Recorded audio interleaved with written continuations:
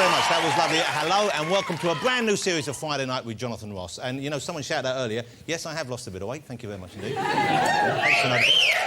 Thank you. I'm feeling thin. I'm feeling thinner than Kerry Katona's Good Parenting Guide. That's how thin. Probably not. Nice. But I don't think I've actually changed that much, right? I still look the same. While I was away in America. When we were coming back home, getting ready to do the series, at the airport, I met a British family there. And there was a mum, quite a yummy mummy, and her mum, not so yummy, but lovely, and their little children, the mum's children. And as I walked past, a little boy came over to me. He's 5 years old or something. He went, "Excuse me, can I have your autograph?" I thought, I wish the BBC could see this. Look at that demographic right there. It's incredible. I signed it for him. Went to the toilet. When I came back, the mum was waiting for me. He said, "I'm really sorry, but he's a bit disappointed." I said, "Why?" He said, "He thought you were Tony Blair." So I signed again, said sorry about the war. I didn't want him to go home. Shall we have a look and see who's in the first green room of the brand new series, ladies and gentlemen? Thank heavens you said that. Saying no would have left me in a very awkward position.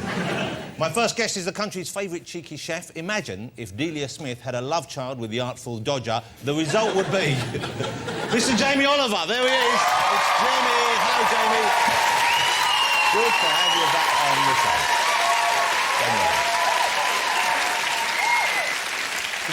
Jamie's just back from America. He's been filming out there for quite a while. You probably noticed while he was away that Britain was a lot less pucker this summer. But on the plus side, we could eat crisps without being bullied. Mr. Jamie Oliver on the programme this evening. Well done, delighted he is back. My next guest is the country's new cricket superstar, one of England's Ashes-winning heroes. He is Stuart Broad, ladies and gentlemen. Hey, Stuart, good to see you. Thank you for joining us. The Ashes. God, it was exciting. We haven't seen the English and Australians at each other's throats like that since Jordan and Peter Andre split up. My next guest is British writer, he's an actor, he's a director. You may have heard of him, you may have even seen some of his work. He is rising star Mr. Ricky Gervais. Hello. Ricky Gervais. Hello, Ricky. Hello. It's lovely to have Ricky back on the show. You might know this, Ricky is now a global phenomenon. Yeah. His shows have spread unchecked to every continent in the world. He has been officially upgraded to a pandemic. Although, like swine flu, there are indications he's not quite as potent as we first feared. Mr. Ricky Gervais, ladies and gentlemen. Brilliant. We pride ourselves on bringing you the very best live music every week, and tonight it comes from, I'm thrilled he's here, it's Mika!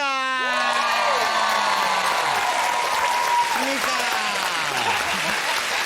It's Mika! Shall we get my first guest out, ladies and gentlemen? Please welcome Jamie Oliver. Jamie Oliver, ladies and gentlemen. There he is. Lovely to have you back here. Good to see you. Lovely to be here. You're looking good. Now, you know what's weird is I was thinking about Jamie just last night. I was thinking, it only seems to me like 6 months ago that I first saw you, that you were this kind of fresh-faced young hoodie, riding around on your scooter, paka, paka, paka, bish, bash, bosh.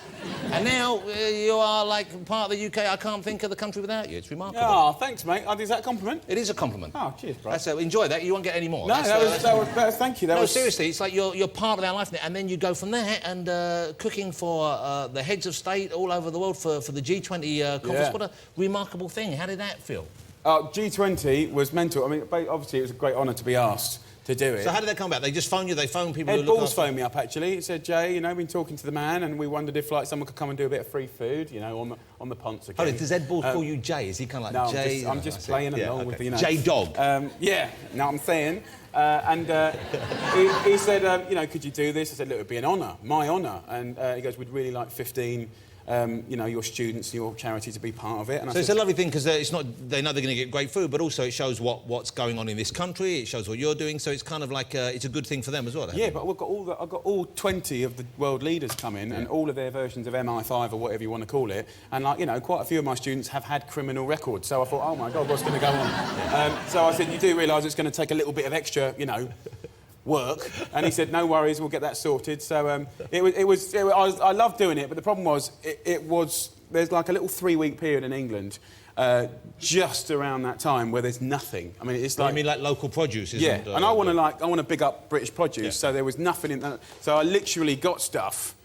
We went to Jersey physically to get the very first little ones. We had to go to certain parts of England with Gulf streams to get the asparagus and all sorts of nonsense. So that's what you're cooking. So you would think of the best English produce being our Jersey potatoes, asparagus... Yeah, lovely Welsh lamb. Try to get a bit of Irish, Ireland, Scotland.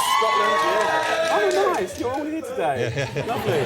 But, you know, I thought it was my job to represent a bit of everyone, and we did that. And it is a great honour and a big experience. Now, what was it like when you go in there, when you're cooking for those people? Obviously, you're used to working under pressure. Yes. Anyone who works professionally in the kitchen works under pressure. But knowing these people are there, knowing it's going to be reported it was very hard. all over the world. I'll tell you why it was hard, because bizarrely enough, and I don't mean this, Gordon, as a slag, but like they got the worst kitchens in England. If you're worried about school dinners, that like these kitchens at number 10, I mean, I felt like I wanted to lend them a couple of quid. So the kitchens in the back of number 10 aren't good?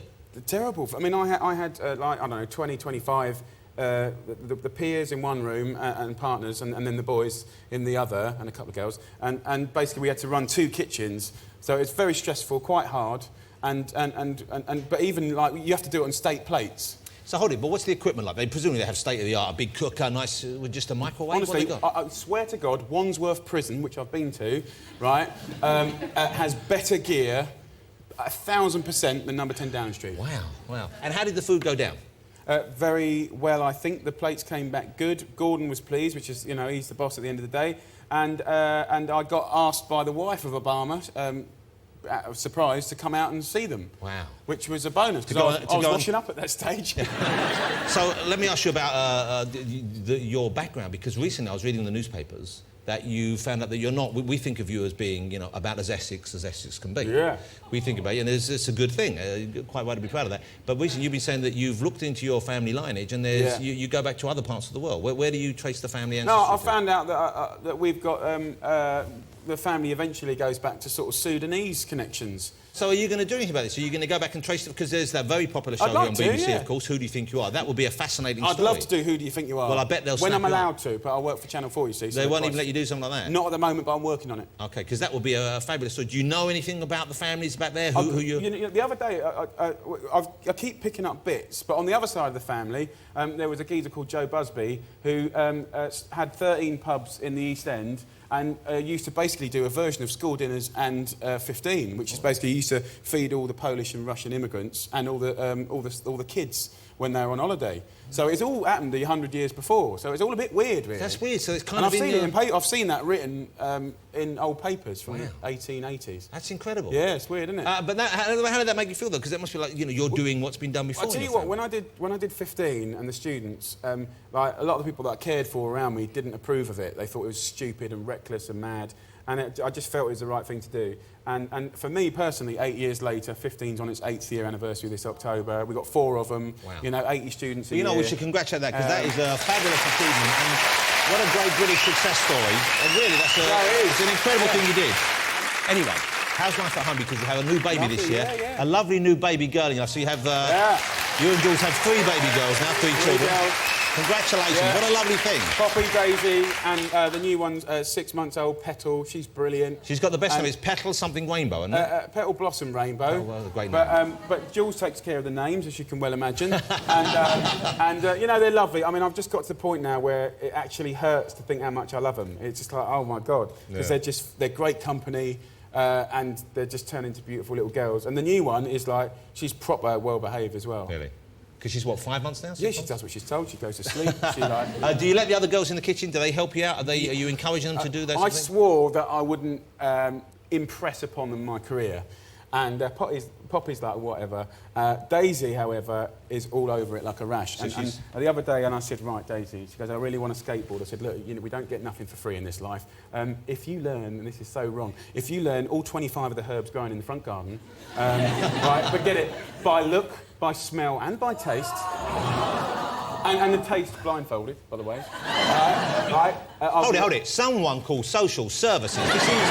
This is just wrong. Do you know what?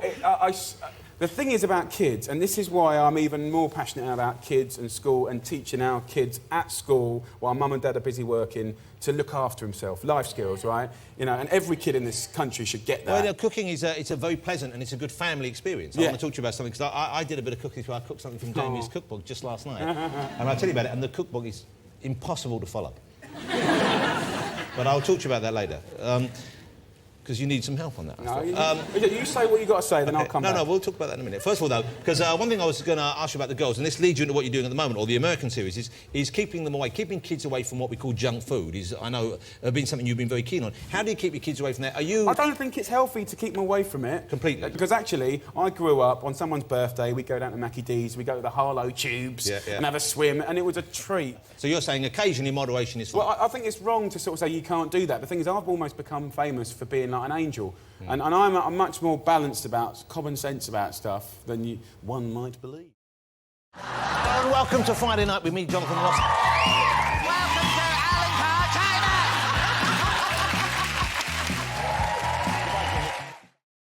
OK, let's talk about America then, because that's what we think of as the home of junk food, where a lot of the stuff we now have problems with and come I from. think it probably is, it's fair to say that. It is, it's fair to say that, and certainly I was reading over there that the average family, regardless of this economic downturn, the average family over there eat out 5 times a week, though. Yeah. A lot of them don't cook at all. They eat In out. a lot of the major cities, they don't even build kitchens anymore, just a hole for their microwave. It's incredible. Is that all they do, really? Yeah, it's true. It's not such a bad thing, I necessarily. know. No, look, I mean, I'm obviously biased, but I mean, I think what I wanted to do with America was, you know, everyone's done to death, you know, sort of, you know, obese people and junk food. And I think it's boring after a while. I mean, look, it's still one of the biggest places, destinations in the world for immigration. People still go there because of, you know, religious conflict or for a better life for their family or God knows what. There's no two ways and about there it. is magic there. It's a great country. And the food can be great. And you've obviously... I saw the first episode. It's called Jamie's American Road Trip. I don't know if you saw the first one, but they really, the people you work with and you've uncovered some brilliant personalities and some great stories there. What are the most memorable ones for you? I mean, the way I look at those 6 programmes, they're like 6 different films. They're not really linked. They could feel like 6 different countries. So we went from, and we had a lot of luck as well. We were in Louisiana, New Orleans, just after Gustav hit, you know, and that sort of just turned into a programme about community and spirit and coming together. And why would you live in a place that gets kicked up the jacksie every couple of years? And do you know what I mean? And everything that you own just drifts away. And then we had Georgia. We were in Georgia just after Obama got in, and obviously Georgia's the place where you know, civil rights, Martin Luther King. So it was about black food, soul food, and sort of what, you know, I thought soul food was like funky stuff. Do you know what I'm saying? But it wasn't. Soul food was about survival. Was that a Sudanese accent you did just say? Yeah. No, but seriously, I mean, soul food to me, I thought was a sort of a gesture thing. Soul food was like clasping onto life. It was basically all the posh, noble white people or immigrants that were running the shop would give all the offal and the offcuts. So they had to cook with pig knuckles, they had to cook with just greens and stuff like that. But see, this is the thing that people don't... When I did the Ministry of Food in Rotherham and stuff like that, the thing that upset me about Britain today is that we think that looking after your family, cooking for your family, is a middle-class thing. And I'm like, oh my God, everything that I know that is worth knowing is from people that have struggled. You know, food and sitting around a table and everything good about life that can bring your family together is really cheap. But the only thing you've got to have is the knowledge to do it. So, like, you know, when you look at soul food, like, they cook some great stuff out of horrible stuff. Do you know what I mean? And I think when there's that bit of jeopardy in life, you can pull out some great recipes. OK, the book is out as well, Jamie in America. I was cooking for this last night, and we're going to cook now. Jamie's going to cook for us right now here in the studio, ladies and gentlemen. It's very exciting. Here's the book. And I thought in advance of the show I would cook something for the book last night, so I looked through for a fairly healthy recipe, and I've chosen one which was tuna seared on a bed of homemade salsa with some courgettes on. And you know, you talked earlier on about cooking with the family. I prepared some of it with my youngest daughter this morning, and it was wonderful. I felt so close to her. We really had a great time, and she did a terrific job doing the courgettes with the mint and all that. Yeah, she liked but the that? instructions of this book are almost impossible for anyone to follow. Yeah. It says, let me ask you a question, ladies and gentlemen. If you read a book and it says, get the vegetables ready, and then you've got green peppers and you're going to cook them on a griddle, would you cut them up first? Don't believe what he says. You would? Just say yes. Would you cut them up first? Of course you would. You don't. You put a whole big pepper on. Do you want the true story now? He phoned me up last night. It sounded like a scene out of Blair Witch. Can you just explain? Basically, he wouldn't do what he was told in black and white. It didn't make sense, that's why. What's the point of following a recipe if it clearly isn't what you're meant to be doing? It said grill a whole pepper and tomato. Yeah, but that You chopped it up. Of course, because it makes sense to chop it up. I assumed it was a misprint. And then I phoned Jamie and he didn't pick up, so I called Gordon Ramsay and told him I was trying to cook one of Jamie's. He did as well. Yeah. Now, what's this? This is... Right, I got some ribs for you, brother. Wow. Now, these are baby back ribs, and anyone that loves life should have a little go on these every now and again in life. Especially vegetarians. Yeah. So this is from where? This is from the western side. This is really cowboy country, Wyoming, Montana. I mean, that's kind of one of the flavours of America. Spices, slow cooking, glazing it up in the end. That is delicious. Do you want me to have a little go on something else? I love this. These are called gorditas, right? Gorditas is a Mexican dish. Have we got a little oven in there somewhere? Yes. You want me to unpack this? Want me to turn it on for you? Well, let's make some mess, for God's sake. So... That's good. I wish we had enough to share, but we've only got a little bit. It's so good, it'd be wasted on you. Right. Hold it. Do you want me to turn this on for you? No, it's on, darling. Is it on? It's on. All right. I suppose you do know what you're doing. How long have you been cooking for, then? I've been cooking since I was 8 years old, yeah. And, you know, I think that's the point. Kids can be... I mean, honestly, like, my knife skills today are exactly the same as they were when I was the age 10. Well, I will challenge you to that, then, because last night I was doing some chopping, as you know, a bit of cooking on my own, Yes. you know. And I was chopping up some cucumber. I did it so quickly. Really? I challenge you to do a cucumber chop-off. There's no... What, do you think that you could beat me? Don't be silly. It's a blur. When my hands are moving, it's a blur.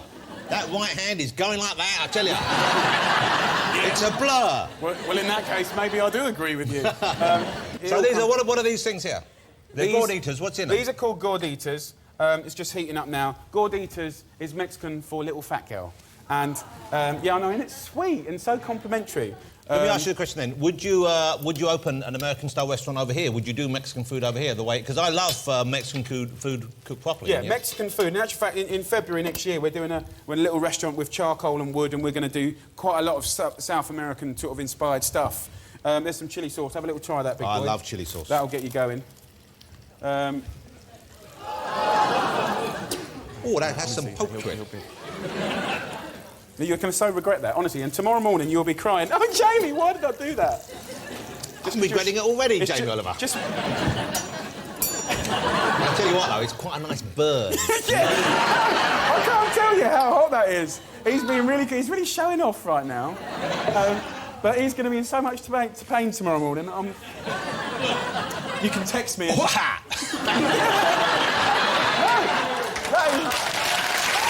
I hadn't done that now. Well, look, let's talk about what we're doing. So you're here. doing... Is that salsa? Very simple salsa. Tomatoes, some spring onion, some coriander and the stalks, some lime zest, some salt and pepper. I'll just finish this off. Right, we're going to hit that with some lime. Zest it. What's clever is when you introduce heat or chilli and stuff like that, what they often do is put some apple or pear or fruit in there. Oh, blimey. No one noticed. Put it back in. 10-second rule. Go and put it back in. Yeah. Germs can't get on it, can they? OK, so what I'm going to do is I'm going to plate some of these up. Got it all in there. Do you want to try one of these? I'll try a little fat girl. Right, so we've got the gorditas. It's very simple to make these. Hot sauce. And then we're going to put this salsa. You know, when you do your salsas, hit it with the lime and the chilli. Is this the bish bash bosh packer?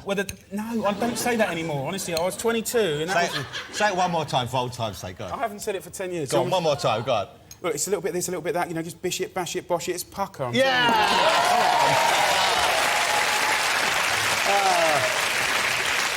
Oh, dear. Yeah. You know, Ricky, I want you to do the dance later as well. You know that, don't you? A little go.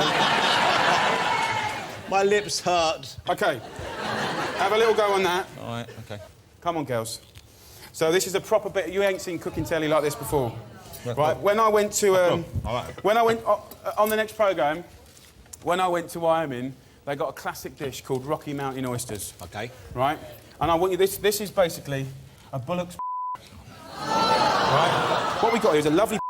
Right? And what we need to do is skin it first. So I don't know if I can watch that. And you just slip it. Ah! It's lovely. What's just got into you, man? Right, so once you've done that, have you ever eaten these before? I've never eaten these before, and I don't think I'm going to tonight. But you know what? From here, it does now look just like a bit of meat. Yeah. And the lovely job these have done. If you eat meat, I suppose, why be squeamish about this? Yeah. Have you eaten... did they offer you stuff in the States that you didn't want to eat? Were there parts of... Just stop talking for a minute, right? I'll put them in flour, salt, pepper, cayenne pepper, a little bit of egg, a little bit of breadcrumbs. I've deep-fried them until crisp and golden, then I've got a bit of garlic mayonnaise. OK. Lemon, put it in that mayo. Fellas, you want to try one of these, or would that be a busman's holiday?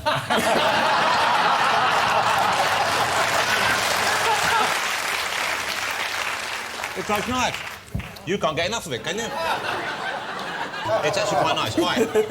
Thank you for doing that. I appreciate you doing that. Because, you know, it's all meat.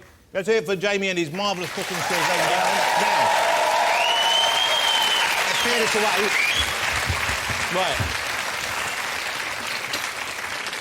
It tastes good, but you wouldn't order it, would you? Would you order it if you were in a restaurant? If they had other cuts of the meat? Well... You wouldn't say, you know what, I really fancy that, would you? Yeah. But I sort of did try it out there. I like the fact you clean as you go. That's a good thing. All right. We're going to stand up. We should time this, because I reckon I can do... Should we do the whole cucumber? You want to do the whole one? Yeah. OK, I reckon I can... What time do you reckon you can do that in? 3 seconds? No way, 3 seconds. All right, whatever you do, I'll do it faster. All OK. right? We'll time it. When you're ready, you go first. You ready? Ready, set, go.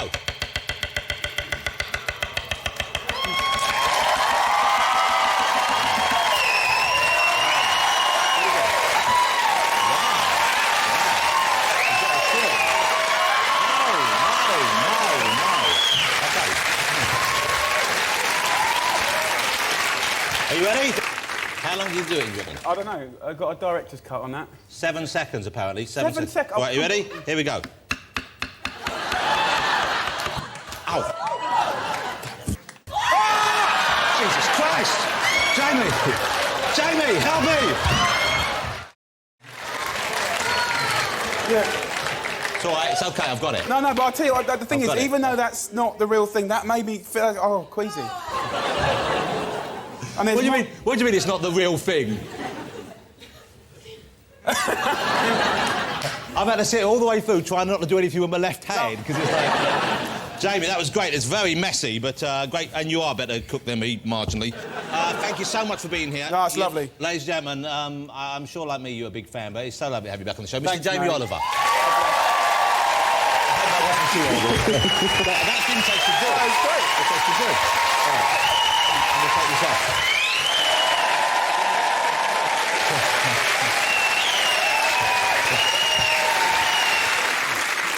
Shall we get my next guest out, ladies and gentlemen? Will you please welcome Stuart Broad, ladies and gentlemen.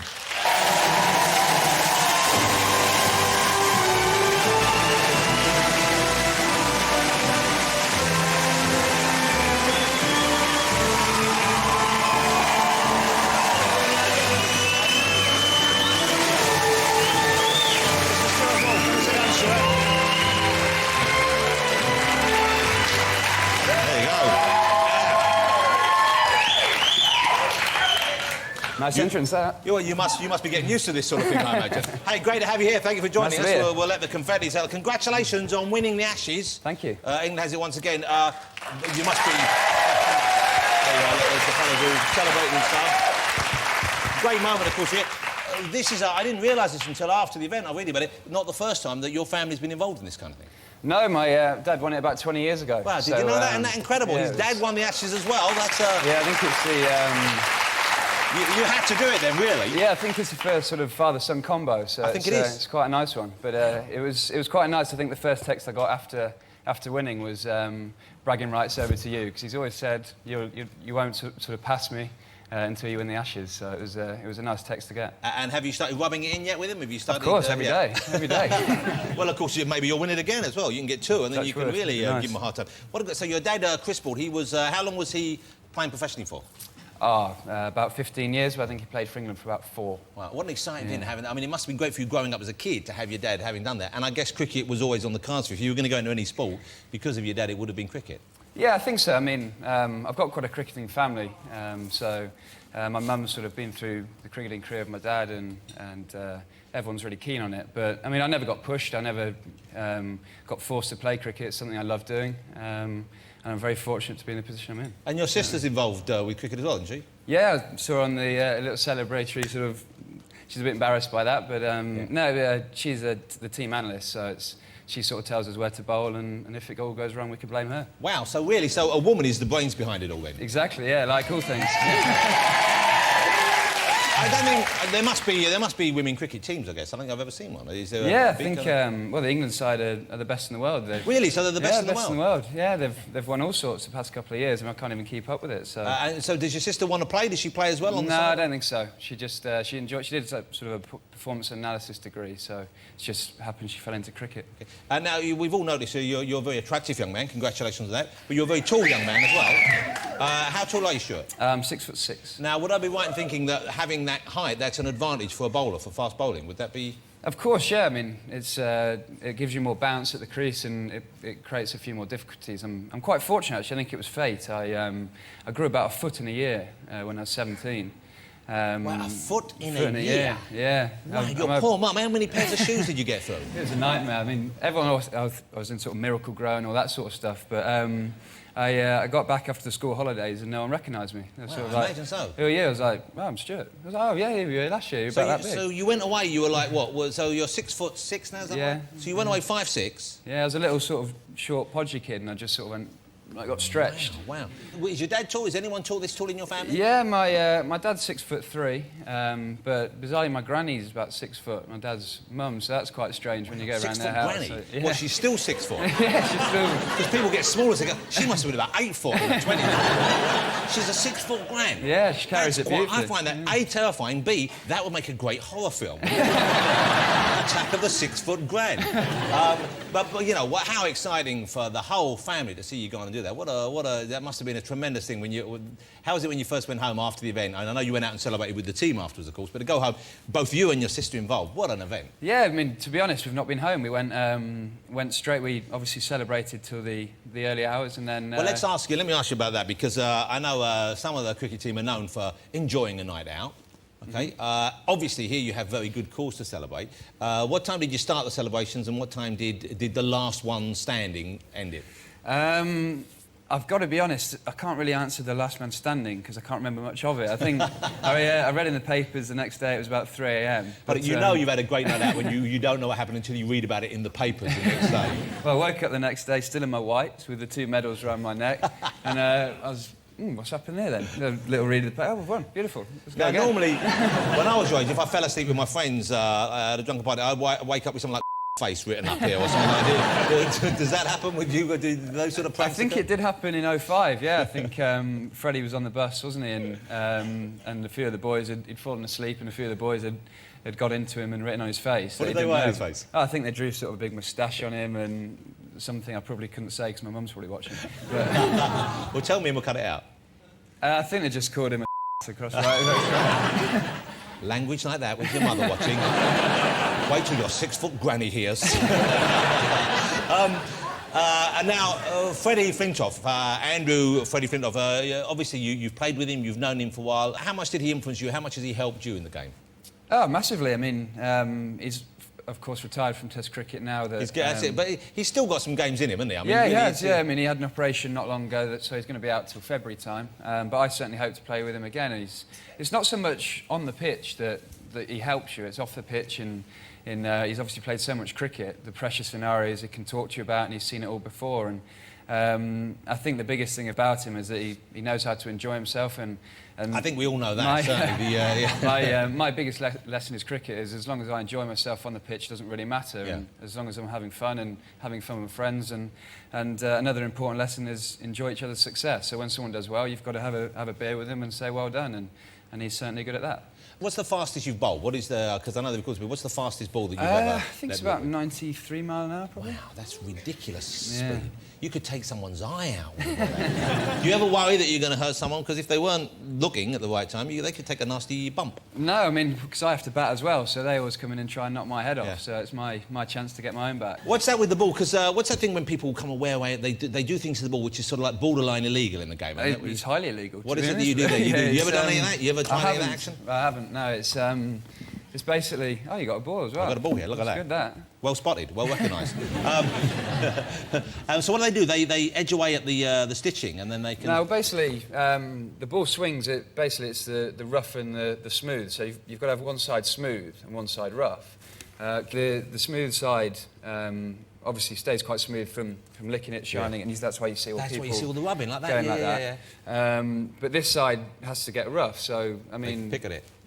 We don't know, of course, but... You would never, I know that. There's ways you throw it into the ground, if you try and throw it at the stumps, if it's And what does that do? It means you can change the way it bounces. It gets it rough, so you can sort of pick at the leather like that, and it gets it a little bit rough. And how does that help you? What does that do to the ball? It just makes the ball move off the straight. Unpredictably? Yeah. Yeah, OK. Yeah. The Ashes DVD is all on here, the whole thing. You can see the Ashes Series 2009, the official story. One thing you don't see much of in this, and I don't know if you encounter so much anymore, what about the sledging that's meant to go on? This is the kind of... is it good-natured or is it mean-spirited, the kind of insults that get bandied around between the Australians and the English players? Yeah, I mean, it's very varied. I mean, the Aussies have been renowned for being great sledgers throughout the years, but actually before this series, their cricket board warned them to say, look, we want to have a better image. Can you just quieten it down? So it was brilliant as an English player. You could have a word and they couldn't say anything back. So you so felt what kind of the things, world. without getting too gruesome, what kind of things are said? The South Africa series actually last year was a strange one for me because we played them over 4 months and they were calling me Baywatch for the whole time. So I'm sort of thinking, David Hasselhoff, that's not bad, not a bad little compliment that, but why are they complimenting me? They're supposed to be abusing me. So at the end of the series I was like, look, why are you calling me Baywatch? I mean, I can't really understand. He goes, well, you obviously look like Pamela Anderson. Tell you when he woke up in bed with Shane Warne that he was worried about it. Someone told me that when you come out, they sing Dude Looks Like a Lady. Is that right?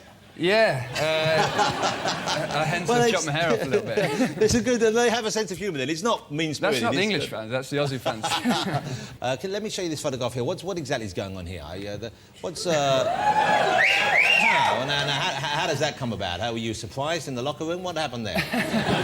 I actually got a phone call saying, would I like to do something for charity? And I was like, of course, yeah. I mean, I'd love to. This was probably 2 years ago. Yeah. What does it involve? They go, oh, it's just a photo shoot in London. That's cool.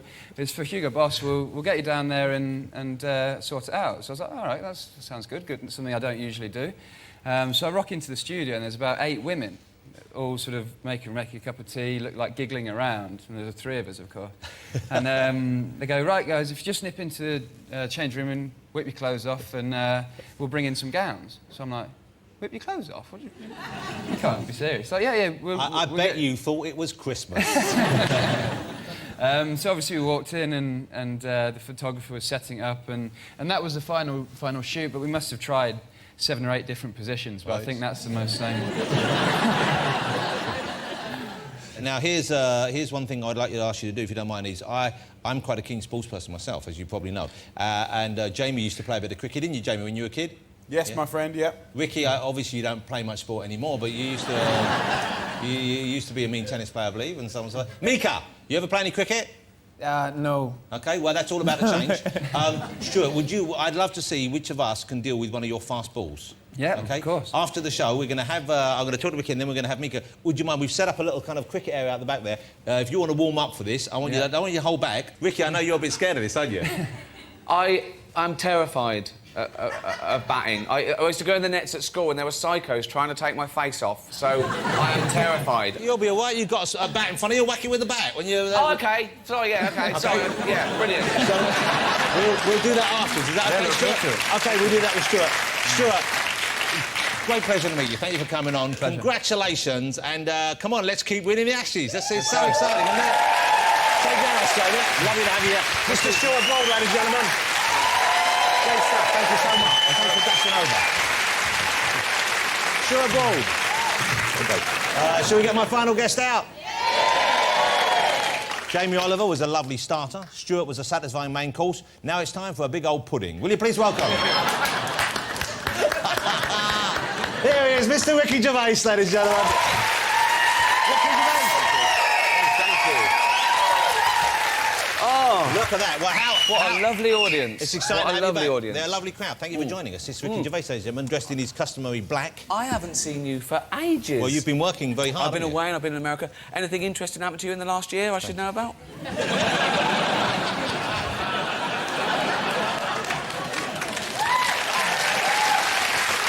OK, so how's the summer been for you? Where do you spend the summer now? You've been working? Did you spend it working or were you away? This summer, I was filming in England, actually. So you've been filming... This is a British film you're making? Yeah, it's American money, but let's say But you're not in it, are you, this film? I'm in it a little bit, but no, it's got a young, exciting cast of 20-somethings. Wow. So, yeah, it's sort of cool and sexy, so me and Steve couldn't be in it. No, it's mine and Steve's first film together. We wrote and directed it, and it's I'm very excited about it. It's like a love letter to England. It's set... Sorry, we just put a picture of it. That wasn't intended to get a laugh, but it automatically does. But do you know what? People think that I'm the freak. I want to go, no, I'm like normal height. That's incredible, isn't it? Stephen will make one hell of a fast bowler from the look of things. He is rubbish at sport. Is he? Yeah, the only thing he had a chance at was high jump, and he came second. And because he says his glasses fly off, and he can't do anything when his glasses fly off. So this movie, it's a comedy or it's a comedy drama? What is it? It's more of a drama. There's funny bits in it, but yeah, it's a bit of a... You know, a love letter to England. OK, and this was the thing... Am I right in thinking this is it's not out for quite a long while, this one? It's 9th of April. But this was going to be the TV series, wasn't it? You were going to do this as a TV series initially. Originally, it sort of predates extras, but then we thought it's ripe to do extras now because of all the the people knew who you were. You could get access to those access in Hollywood, yeah. And so we did that, and we sort of saved this. But yeah, this is sort of set in the early 70s in a sort of small town, and it's sort of about class and growing up in and the it's set 70s, in a place like where you grew up. It's set in a place like Reading. Exactly. Yeah. Yeah. Okay. Whoa. One person from Reading allowed in per show. That's the problem. Is there anything about Reading you miss? You must have nostalgia for it. Where you grew up, you always have nostalgia for it. Yeah, of course I do. Yeah. I grew up in a sort of working class estate. My dad was a labourer, mum was a housewife, and I didn't even know I was poor because we were all in that boat. And with this comes out in the film really because there was a sort of nobility in poverty. There was no degradation. You didn't feel sorry for yourself. My mum was planting roses every day and cleaning the house, and we've tried to put that in the film. My summers were brilliant. I do remember them as sunny, and I know that's probably a false memory, but this is a sort of quite a glossy sort of film. It's not a depressing kitchen sink sort of British drama. It's like our Saturday Night Fever, really. Yeah, so it's about kids having romance, growing up, getting together. Trying to escape maybe that small town. There's a line in the film that my mum actually said to me when I was 18. I said, I'm going to France. She went, what do you want to go there for? She went, there's parts of Reading you ain't seen. Which is really sweet. But that's the sort of mentality of a lot of people. Well, she had a point as well, of course, I'm sure. There are parts of Reading I haven't seen. So in a way, I guess this is... You're putting a lot of yourself in this. It's a very personal thing. Well, everything you do is autobiographical. I worked in an office for 7 years, did The Office. Extras was about, my experience in media. So, yeah, this is my memories of growing up and, me and my older brothers and sisters and friends and... Yeah. So when you're working as a director, how are you to work with? Because you're quite a lazy person. Do you know what? I am a lazy person. No, he is a lazy person. I am. And I think I was the least ambitious man ever, and now I've become a workaholic. You really... It's really weird. When I'm an actor, I suppose I'm a bit more neurotic. I worry about things. I sort of like... I can hear an ant crawling over some cotton wool. And I'm going, oh, what's that? What's that noise? So you get distracted easily? I do. But are you like Christian Bale? Do you get angry? Do you shout No, at of people? course not, because I'm so worried. I don't even send my suit back now in a restaurant if it's cold, because I'm like, oh, he's changed. Yeah. So, no, I sort of suffer in silence. I sort of bottle it up. But I am a sort of neurotic actor, not a director. A director, everything's fun, it's great. And there's no more strain directing and acting, and you know what I mean? It's fine. But you have a different sort of mindset. With directing, everything's great, and we could do it again, and I'm quite rational. And with acting, I go, oh, no, OK. And I put people off. And I was doing this scene with Jennifer Garner at a date, and I say, oh, no, people have got to sort of, like, mime. And I go, so oh, no, extras whispering. behind you, they're meant to be eating in a restaurant, yeah? But some of them sort of whisper. I go, oh, no, don't can everyone stop whispering? Just mime, OK? And there was a couple, and sort of a 60-year-old couple just down there, and I could hear them sort of whispering, like, oh, man. And then I could hear them, their plate scraping. I was going, can you take their plate away? I was like, giving them dirty looks like that. And I went, OK, did the take, and afterwards the producer brought them over and said, oh, this is a couple who've paid £5,000 to be in the scene. And I went, thank you so much. And they went, we're OK. I said, you were brilliant. You were excellent. So they've given money to charity. I know. I felt like the worst, most spoilt person in the world. That's why I come on this show, to make myself feel better. Here you are. There's a photograph of you with the lovely, gorgeous Jennifer Garner. Now, I've seen the movie. This movie's out. When is this film out of here?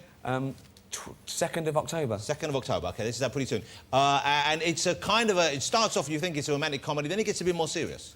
Yeah, it's a high-concept film. It's set in a world where the human race hasn't evolved the gene for lying. So everyone tells the exact truth. Everyone's harsh. They say things like, "Oh, isn't your baby ugly?" And you know, it's things like that. So whatever's in their mind, they'll say. They say it's the absolute truth, and if you're a fat little loser like me, you know, I get insulted, and you know, I try and woo this woman, and she's out of my league. But then I discover I can lie, and so I become the most powerful man in the world. Because you're the only one who lies. And they believe everything I say. I can go to a casino, I can do anything I want. And it's what I do with that power. And yeah, that's the invention of lying. It's out October the 2nd. Let me ask you about the rest of the cast. Jennifer Garner, fabulous actress. It's an amazing But you cast. have unbelievable Philip Seymour Hoffman, who's one of the best actors on the planet. We've got Philip Seymour Hoffman, Edward Norton, Rob Lowe, Jonah Hill, Tina Fey. Now, how do you get you presumably they know of you, of your Jason work? Bateman. Yeah, I call them up. Yeah, okay. They know me from the They office must know you and from TV and extras, stuff like yeah. that. And so, but I didn't know Philip Seymour Hoffman, actually. I thought he'd be great for this part. He plays the slob of a barman. And I called the agent and she went, well, he's very busy. Can you send him a personal email? And so I sent this email. I said, "Dear Philip, would you be in my new film? There is no money, as I spent the entire acting budget on testicular implants." And I said, "Don't think of them as my testicles, think of them as our testicles." And she called me back and laughing, going, "He loved it, he's going to do it." So, you know, you take a chance. OK, now, here's the thing. President Obama gets elected in the United States of America. Everyone's excited, everyone's happy. What does Ricky do? He sends him a letter. What did you... I had to. What did you say? Because Paris Hilton was over here and she was doing a programme, my British Your best friend. Exactly, yeah, which is fine. I don't have to watch it. But then I read in the paper that she'd bought a house quite near me. Yeah. And I thought, no, enough is enough. So I wrote to the president. I did. I said, "Dear President So you Obama." went straight to the top. I did. I wrote to him. I said, "Dear the President top. Obama, I mean, I said, this is clearly retaliation for us sending you Posh Spice. I propose a swap." Send her back, you can have Paris. Exactly, yeah. Did you get a response? He invited me to the White House. No! Yeah. No way! He did, yeah. And my suit was in the dry cleaners, and this is absolutely true. I had to go in my pyjamas. I did. You went in your pyjamas? I had to. Otherwise, I'd have been late, and they said no jeans. Well, you see, so what, the pyjamas didn't look like pyjamas? No, they're sort of like... Like jogging pants? They're sort of like black, sort of, you know, What's that's wrong stretchy. with They're you? like What? lycra. Honestly. I look like Kerry Katona. Honestly, I just... And a T-shirt. You've met just about everyone, haven't you? Are there anyone you haven't met? Nelson Mandela. I'm the only celebrity that hasn't met Nelson Mandela. OK. All right, here's one thing. I know Ricky's arrived at the very top of his game when you get invited, and this is genuinely, this is when you know someone's become as famous as you can get. You get invited on Sesame Street. That is it. That's as good as it gets. Highlight of my career, without doubt. People say, is it the awards or whatever? It's meeting Elmo. No, I didn't know you'd done this until we were getting ready to do this. I love Elmo. Elmo. When did they invite you on? There's Elmo. You've got to love Tickle Me Elmo. They invited me on a couple of years ago and I couldn't make it, and they kept inviting me, and I could do it this year. I went along and they let me write a song. I sing Elmo a lullaby, and it's just this crazy song. And I fell in love with Elmo. And I didn't see the bloke underneath. It was just, I love Elmo. I honestly, he sent me, for my birthday, he sent me a little thing and he squeezed the little hand and he goes, "Hello, Mr. Ricky." No. I'm slightly obsessed. I think it's like, Elmo. I like little round-headed freaks like Carl Pilkington Yes. and Elmo. and I can't get enough of him. That's fabulous. What an exciting thing to do. Yeah, that's out in November. What is it? In America. Sesame Street. Yeah, that's on. It's not. Yeah, been on that's yet. that's an outtake. That's not in the show. Yeah, necrophilia. Today's letter N brings us necrophilia. That's not going to happen, I hope. No. You better go backstage, because you and Jamie have got to get your gear on, because we're going to be bowled against by Stuart Broad, one of the fastest bowlers. I'm so scared of that. I'm genuinely so scared. 93 miles an hour, and I've said to him, go as hard as you can against us. Let's see what we're made of, OK? Oh. OK. Really? Yeah. Is that right, Stuart? Of course. Yeah. He looks about 11. He looks like Draco Malfoy's going to bowl against us. Looks like a really tall Macaulay Culkin, doesn't he? So young. We're sledging him now. We should be doing this. Oh, yeah, We're on the what am I same doing side. that for? OK, when you're going to go get ready, it's always a pleasure to have you on the show. Ladies and gentlemen, Mr. Ricky Gervais. Thank you. Thank you. Great stuff, Ricky. I love the necrophilia. Thank you. Thanks to all my guests tonight. Gervais at the stump. I don't need to do this.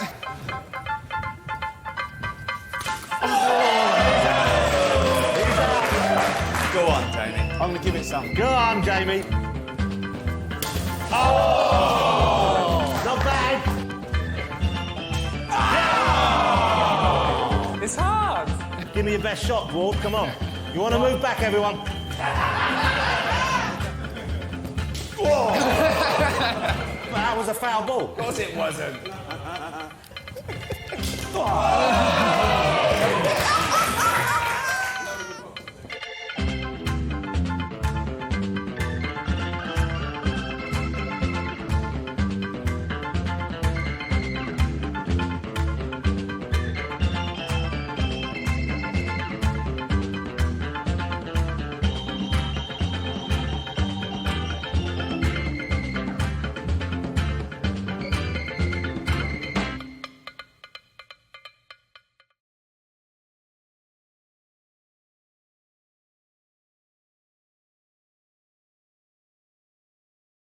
And welcome to Friday Night with me, Jonathan Ross. Welcome to Alan Carr, China.